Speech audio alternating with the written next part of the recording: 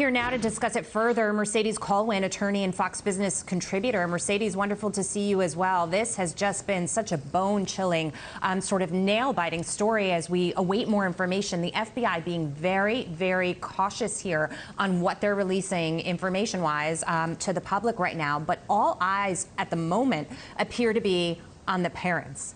What did they know, Brian Laundrie's parents? Oh, absolutely. So please, take it from there. Exactly. Sure, Jackie, great to be on with you. And that's exactly right. The focus is now going to be on the parents. Their behavior has been obviously very suspicious. Here their son, Brian Laundrie, shows up on September 1st in Gabby Petito's van without Gabby Petito, even though Gabby Petito had been living with the Laundries for a number of months before they go on this cross-country trip. And no one makes mention of her disappearance. No one contacts the Petito family. There's evidence that they had ignored phone calls from the Petito family when they were looking and calling and trying to get in touch with the Laundrie family in order to determine where Gabby was, because obviously she had, at that point, by all intents and purposes, had been dead almost 2 weeks at that point when finally they put in the missing persons report. So yes, the focus is going to be very deeply on those parents, and is exactly what you're saying. What did they know? What was said to them? What did they do in terms of helping their son evade law enforcement authorities, which clearly he was a person who was suspected of doing the crime? Let me ask you, if the human remains found are his, Brian Laundrie, we find out in some time, is deceased, Gabby Petito's family said they wanted Laundrie found alive because they actually want to know what happened to their daughter. And there's part of me that really could understand, you know, that need. What happens to this case if it's his remains, he's gone,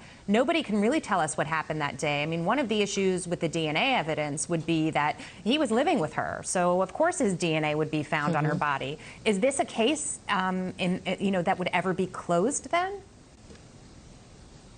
That's a great point. Law enforcement really does want those answers. I mean, they want to make sure that there's some level of confirmation, because had Brian Laundrie been found alive, it would have been a circumstantial evidence case unless he somehow confesses during the time of any sort of interrogation, if he even complies with interrogation. Otherwise, it would be a case simply of circumstantial evidence that after he left, Gabby Petito was the last person known to have seen her alive. He then takes her credit card, because that we know for certain there's evidence showing that he clearly used her credit card, and the timing of the use of the credit card works with respect to the time that she may have been killed already at that time. So it would have been a circumstantial evidence case, and frankly, we're not certain if at that point, if the law enforcement officials are going to be satisfied just saying, well, there's enough evidence to demonstrate that, in fact, he was the killer.